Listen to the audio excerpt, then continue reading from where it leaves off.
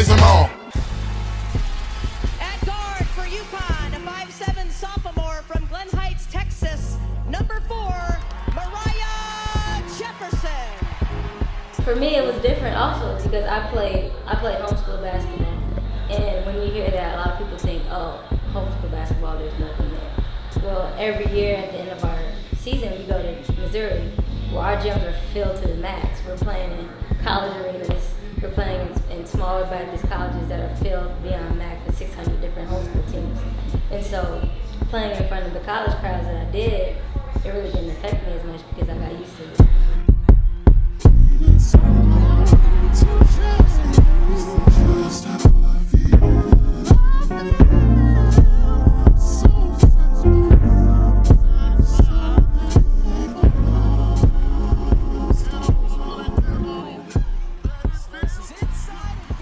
I'm glad I was homeschooled. A lot of people, they're like, you were homeschooled. That must have sucked. No, it was great because, you made your own hours. So if I wanted to do my work at night or do a week's worth of work, I could do that, and then I could just go train in the daytime or go to the rec. You'd be at the rec for hours at a time just playing, going, working out with different trainers and doing different things like that. So I think being homeschooled definitely got me to where I am now.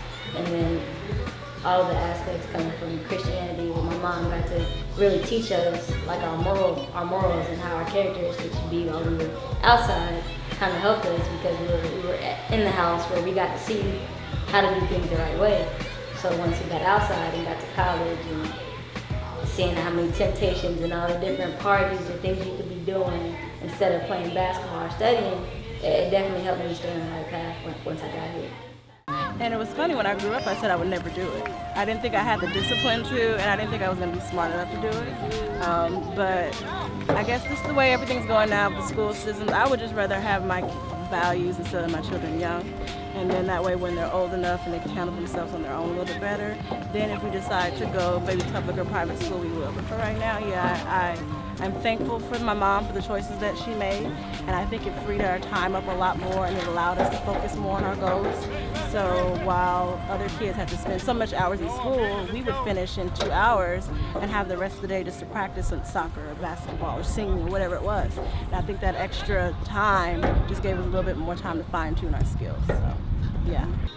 Yeah, it's more so of a mentality that I looked at growing up. I played with boys, so that's all I knew was boys. I only watched the NBA. I love Derek Fisher. I love Robert Horry. I love the entire Lakers team.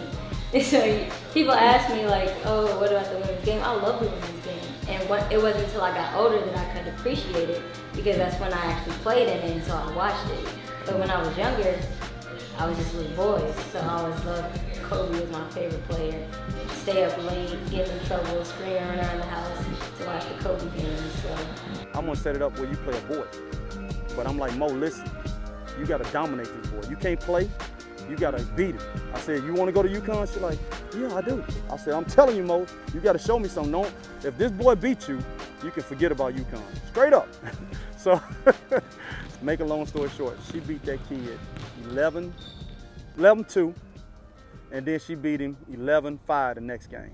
In the beginning, it was hard. I didn't even really want to play basketball at the time. I really didn't tell anybody that, but it was really tough for me to play, because every time I played, I just thought about him. I got really sad, but I turned it into motivation, and that summer, we went to Nike Nationals, and we actually lost, and I felt like my world was completely over. I was crying, hitting everything in my way, and I was really upset about it.